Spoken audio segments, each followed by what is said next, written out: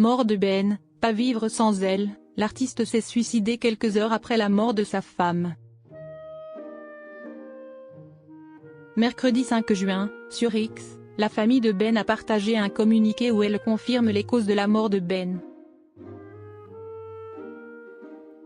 Ne pouvant vivre sans elle, l'artiste de 88 ans s'est bien suicidé après la mort de son épouse survenue un peu plus de 24 heures plus tôt. L'impossibilité de vivre sans l'être aimé. Dans la nuit du mercredi 5 juin, comme le confirmait tristement sa fille au journal Le Monde, l'artiste amoureux des mots Ben Vautier décédé à l'âge de 88 ans à son domicile de Nice. Il était retrouvé mort d'une balle dans la tête à peine 2 jours après que son épouse Annie, performeuse et grande lectrice de textes contemporains, fasse un AVC le 3 juin.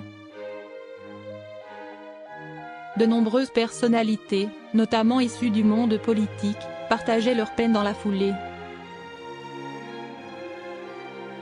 Il laissera l'image d'un artiste formidable qui aura tant fait rayonner l'école de Nice.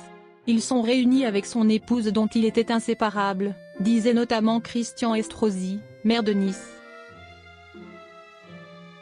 Après qu'une enquête ait été ouverte, les causes de la mort du dessinateur ont été déterminées. Il s'agit bien d'un suicide, comme l'a confirmé la famille Vautier dans un communiqué.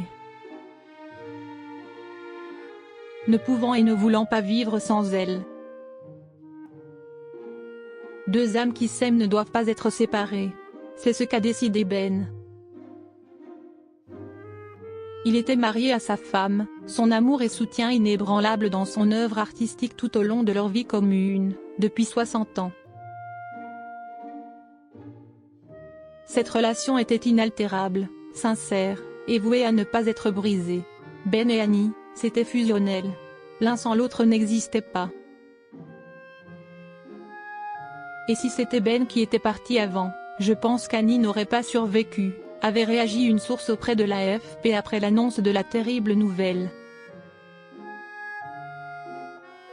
Ne parvenant pas à supporter l'idée qu'elle lui soit brutalement retirée par ce fatal accident vasculaire cérébral, l'artiste principalement connu pour ses phrases d'apparence naïve écrites en blanc sur un fond noir a à son tour choisi de s'échapper de la vie.